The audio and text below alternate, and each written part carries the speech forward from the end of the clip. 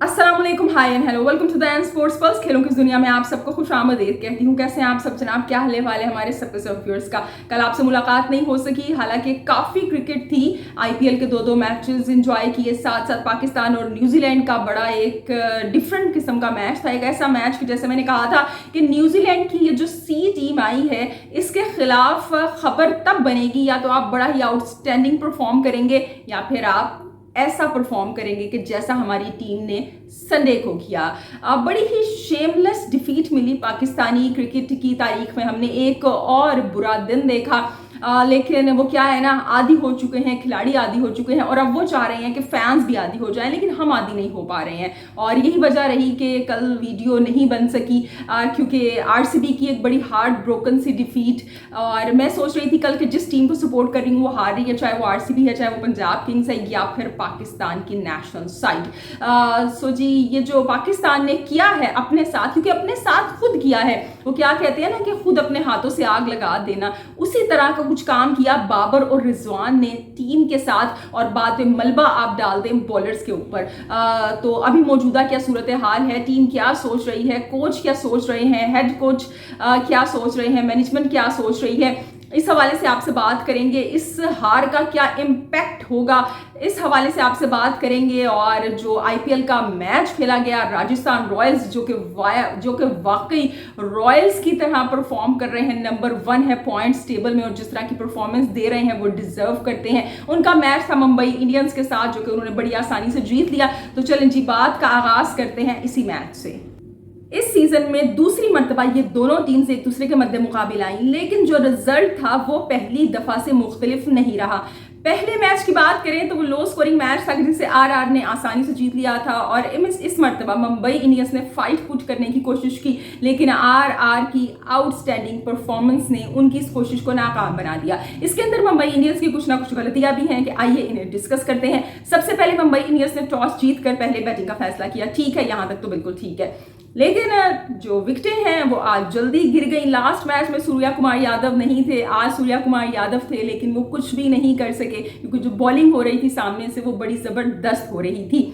20 पर 3 खिलाड़ी आउट हो चुके थे और ऐसे में मुझे फील हुआ कि शायद हार्दिक पांड्या आएंगे, टीम को मुश्किल वक्त में सहारा देंगे, क्योंकि गुजरात टाइटंस में भी वो नंबर 3 पे आके, नंबर 4 पे आके बैटिंग किया करते थे, लेकिन हार्दिक पांड्या नहीं आए। उन्होंने नबी को भेजा और नबी और तिलक वर्मा ने इस कोशिश को आगे बढ़ाया। नबी की विकेट जब गिरी, देन आई वाज एक्सपेक्टिंग कि अब तो हार्दिक पांड्या आएंगे ही आएंगे, लेकिन जनाब तब भी नहीं आए। उन्होंने भेजा उस मुश्किल वक्त में नेहाल वडेरा को, कि जिन्होंने उस मुश्किल वक्त में तिलक वर्मा के साथ मिलकर टीम को मुश्किल से निकाला। नेहाल वडेरा ने बड़ी अच्छी इनिंग खेली यहाँ पे और हाफ सेंचुरी वो नहीं कर सके, लेकिन जो टीम का स्कोर बना उसको यहाँ तक पहुँचाने में नेहाल वडेरा और तिलक वर्मा का बड़ा ही अहम किरदार है।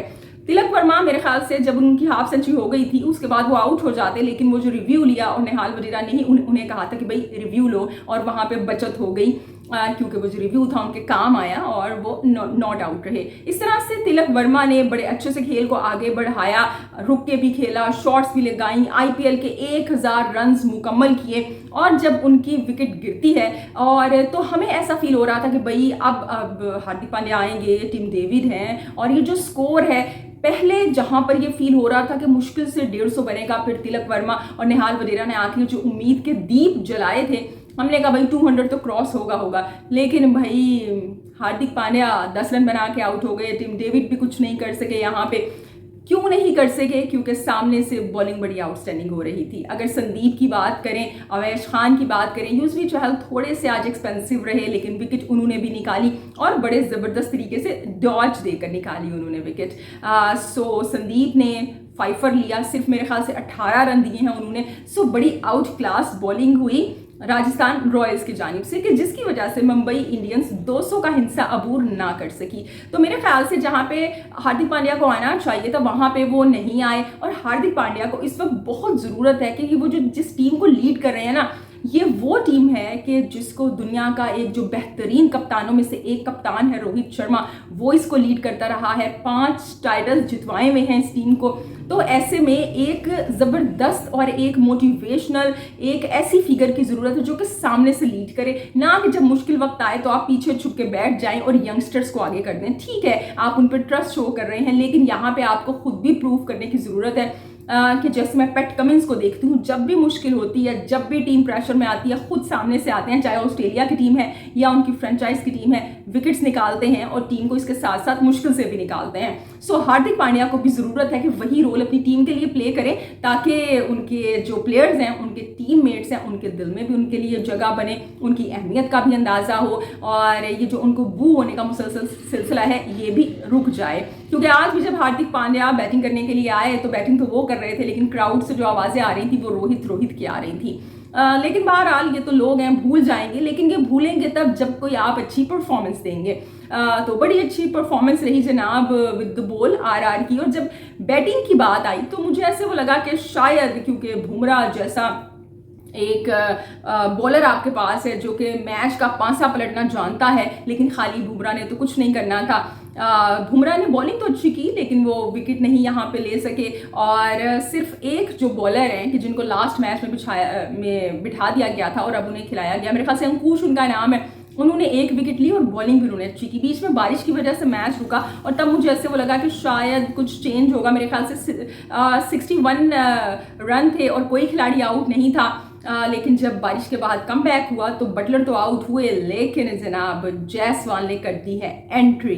जायसवाल जो कि इस आईपीएल में स्ट्रगल कर रहे थे, 6 इनिंग्स में पिछली वो पावर प्ले में आउट हो रहे थे, लेकिन एक बात है, रन्स तो कम कर रहे थे लेकिन उनका जो स्ट्राइक रेट है वो नहीं गिर रहा था। एक बेहतर स्ट्राइक रेट के साथ खेल रहे थे, लेकिन वो जो टेस्ट में जिस फॉर्म के साथ खेल के आए थे उसे कंटिन्यू T20 में नहीं कर पा रहे थे। और ये एक बहुत बड़ा क्वेश्चन मार्क था, क्योंकि वो एक बहुत बड़ा स्ट्रॉन्ग कंटेंडर है T20 वर्ल्ड कप के लिए, और ये बड़ी एक अहम वक्त पे उनकी सेंचुरी आई है।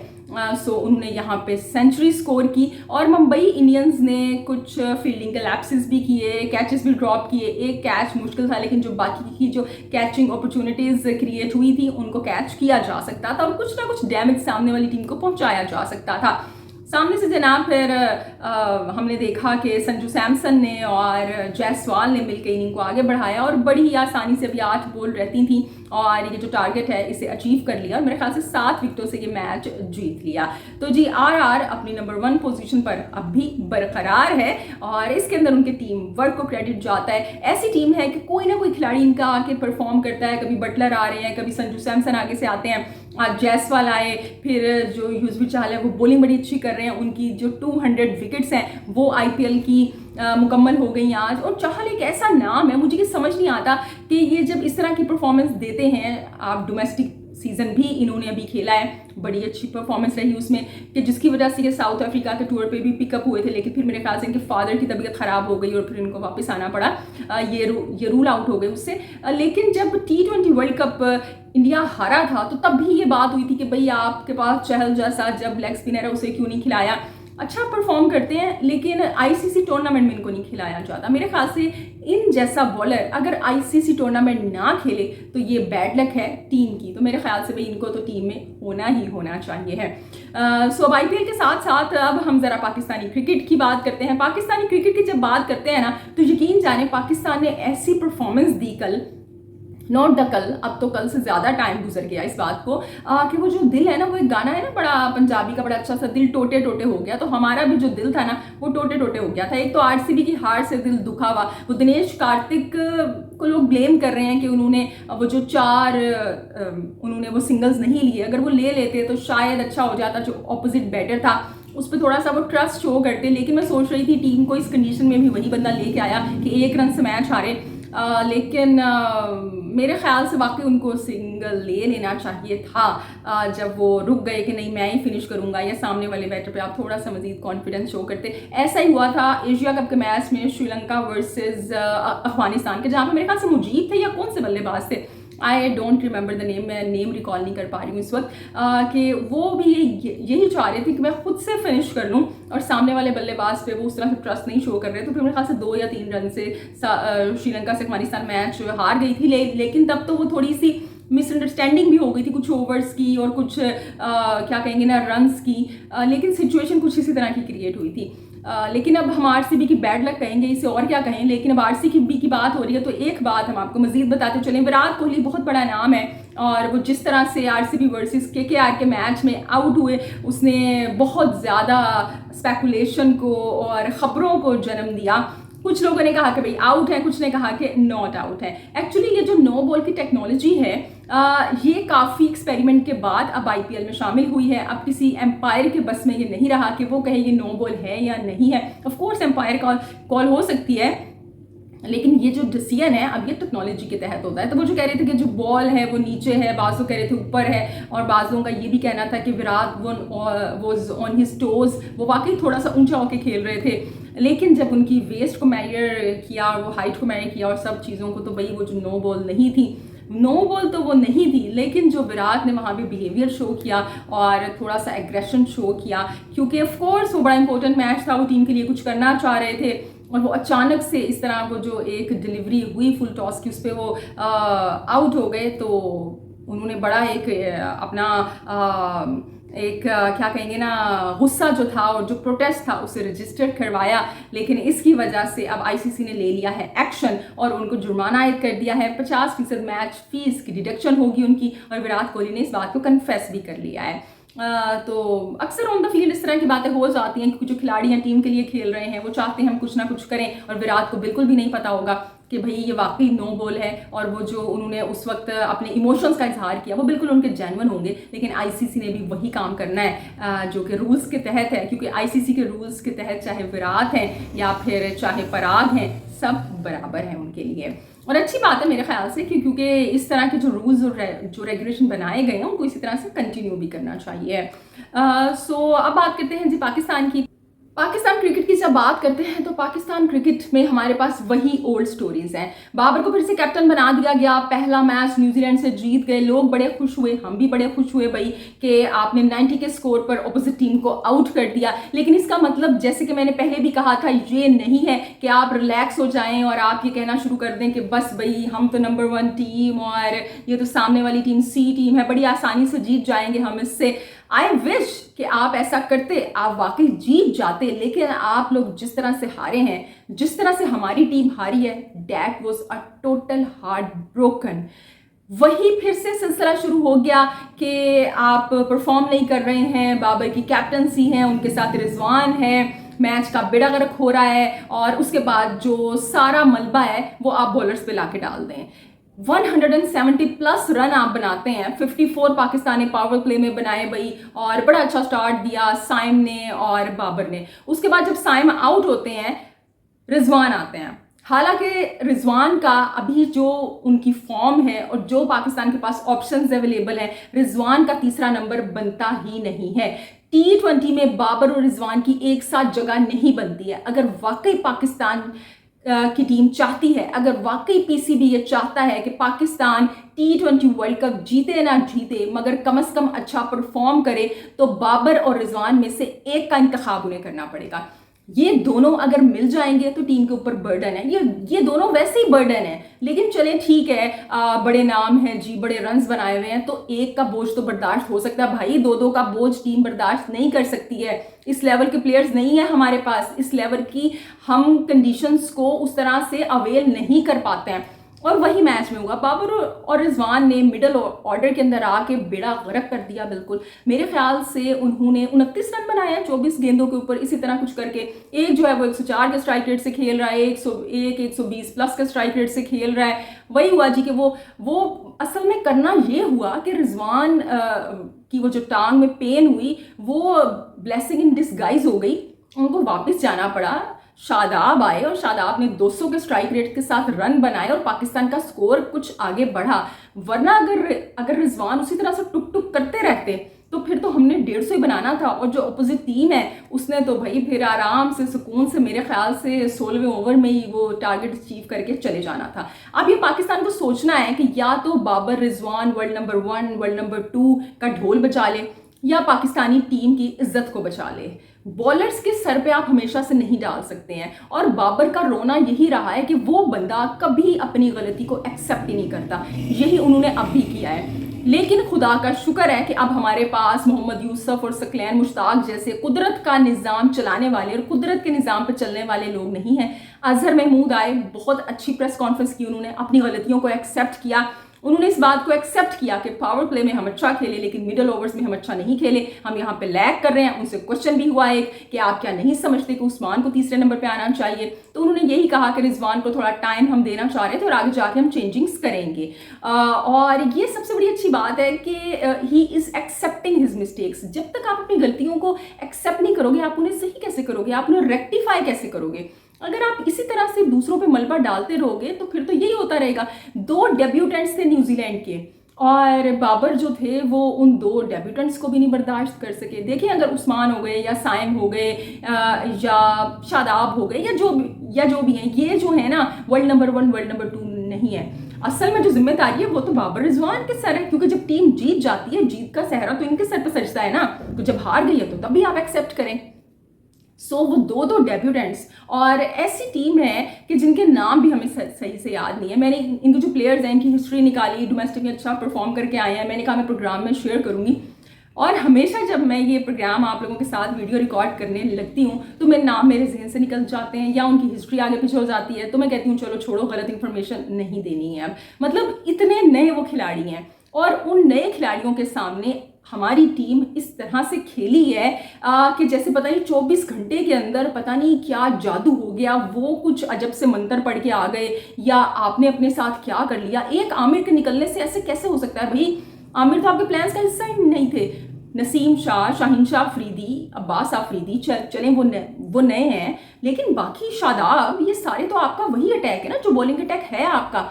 ये मोहम्मद आमिर तो आ गए अचानक से, अगर इमाद नहीं खेले तो वो भी आपके प्लान्स का हिस्सा नहीं थे, तो उसमें तो आप शोर नहीं मचा सकते कि आमिर नहीं है, इमाद नहीं है। हारिस रऊफ तो वैसे ही उल्टा काम खराब ही कर रहे थे, 1 फीट होकर बैठे हुए हैं। तो नसीम शाह जैसे world class bowler, Shaheen Shah Afridi, Shadab, उनसे खेला ही नहीं जा रहा। शादाब ने बैटिंग तो अच्छी की लेकिन जो बॉलिंग की उसके अंदर वो नाकाम थे। चैपमैन का आपने कैच ड्रॉप किया 16 के ऊपर, उस बंदे ने भाई वो सेंचुरी करके जाता लेकिन वो स्कोर कम था, इस वजह से वो कर नहीं सका। और इसी तरह से साइम अयूब का कैच भी ड्रॉप हुआ लेकिन साइम अयूब उसे कैपिटलाइज नहीं कर सके, लेकिन चैपमैन ने क्या ज़बरदस्त खेला है। और ये जब लास्ट टाइम टूर पे आए थे तब इनको कोई नहीं जानता था। पाकिस्तान में जब आए तो जीत के गए, चैंपियन बन के गए। फिर जब दोबारा गए फॉर्म को लेकर स्ट्रगल कर रहे थे, इतना अच्छा परफॉर्म नहीं कर पा रहे थे, लेकिन कहने वाले यही कह रहे थे कि भाई पाकिस्तान के सामने ना ये अच्छा परफॉर्म कर देता है, और वही हुआ। अगेन पाकिस्तान को उसने रोला डाल दिया। कुछ समझ नहीं आ रहा था आपके बॉलर्स को और बड़ी आसानी से वो जनाब आपके हाथ पे हाथ मार के मैच जीत के चले गए। तो ये सिर्फ हार नहीं है, ये आपके सिस्टम का फेलियर है, बहुत बड़ा फेलियर है। अगर इससे आपने सबक नहीं सीखा तो T20 वर्ल्ड कप में बहुत बुरी हार आपका इंतज़ार कर रही है, ह्यूमिलिएशन आपका इंतज़ार कर रही है। ज़रूरत है इस बात की कि आंखें खोल लें बाबर आजम, पहले वाली हरकतें ना करें इस टीम के साथ काइंडली। इतने लोगों का मुस्तकबिल वो तबाह बर्बाद कर रहे हैं कि मेरे ख्याल से उन्हें खुद भी इस चीज़ का अंदाज़ा नहीं होगा। एक तरफ विराट कोहली और रोहित शर्मा है, एक तरफ बाबर आजम और रिजवान है। विराट कोहली और रोहित शर्मा जैसे बड़े नामों के होते हुए वहां पे हमने कितने यंगस्टर्स ओपन करते हुए देखे हैं। जायसवाल को देख लें, शुभमन गिल को देख लें, गायकवाड़ हैं, पृथ्वी शॉ हैं, ईशान किशन हैं, संजू सैमसन हैं, और कितने नाम हैं जो यहाँ पे गिनवाए जा सकते हैं। मयांक अग्रवाल हैं। लेकिन पाकिस्तान में बाबर और रिजवान के होते हुए आपने किसी को और ओपन करते हुए सुना है? सिर्फ और सिर्फ साइम अयूब एक अपनी जगह बना पाए हैं, वो भी बाबर की मजबूरी है अब उन्हें खिलाना, क्योंकि वो नज़रों में आ गए हैं, हर एक की बैक उन्हें हासिल है। और मुझे तो ऐसे वो लगता है कि उनको भी सही से गाइड नहीं किया जा रहा। वो जिस तरह से खेल रहे हैं, टैलेंट है लेकिन उसको वैसे वो यूटिलाइज नहीं कर रहे हैं। तो ऐसे बाबर रिजवान का क्या करना है जो कि अपने यंगस्टर्स का रास्ता रोक के बैठे हुए हैं? इतनी इनसिक्योरिटीज है आपको। साहबजादा फरहान को आपने रिजर्व में उठा के बिठा दिया, उस्मान खान को आप चौथे नंबर पे खेल के उनके मुस्तकबिल से खेल रहे हो। शर्म आनी चाहिए यहाँ पे। आप इतने इनसिक्योर हैं, आप अगर आप एक मैच में नहीं भी खेलेंगे और साहबजादा फरहान आपकी जगह आके सेंचुरी बना देंगे या उस्मान खान सेंचुरी बना देंगे तो आपकी जगह कहीं नहीं जाएगी। ये जो इनसिक्योरिटीज का चोगा है ना, इसको काइंडली उतारें। ये अगर आप आपने वक्त पे होश के नाखून नहीं लिए तो पाकिस्तान की क्रिकेट खत्म हो जाएगी, सिर्फ और सिर्फ बाबर और रिजवान रह जाएंगे।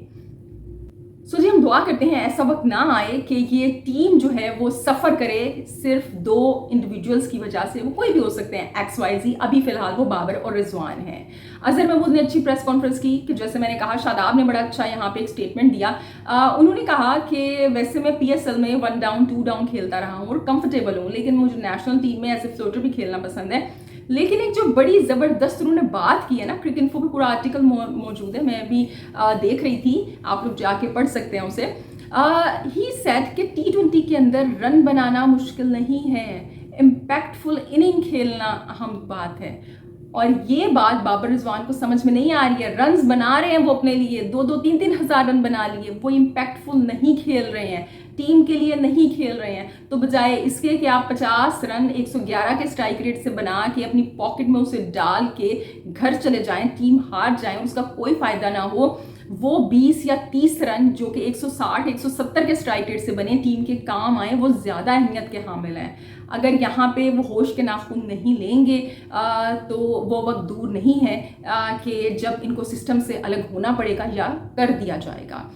तो जी, ये थी बहरहाल आज की वीडियो। एक अफसोस की बात, बीइंग पाकिस्तानी के खुश होने के लिए कुछ भी नहीं है हमारे पास। लाइक आप देखें, मुल्क के हालात हैं, इकोनॉमिकल इंस्टेबिलिटी है, पॉलिटिकल इंस्टेबिलिटी है, लोग परेशान हैं, हॉकी का बेड़ा गर्क हो चुका है, टेनिस नहीं है, फुटबॉल का इतना टैलेंट पाकिस्तान में मौजूद है लेकिन कोई उसको प्रॉपर तरीके से चैनलाइज नहीं कर रहा है। ऐसे में सिर्फ वाहिद क्रिकेट रह जाता है, उसको भी आप अपनी खुद गर्जियों की अगर इसी तरह से नज़र कर देंगे तो लोग क्या करेंगे फिर? क्या आपके पास और तफरी रह जाती है, क्या और खुश होने के लिए रह जाता है? तो जी, बहरहाल ये आज की वीडियो थी। अपना फीडबैक आप लोग ज़रूर दीजिएगा, खुश रहिएगा, हंसते मुस्कुराते रहिएगा, क्योंकि आप मुस्कुराते हुए बहुत अच्छे लगते हैं। अल्लाह निगहबान।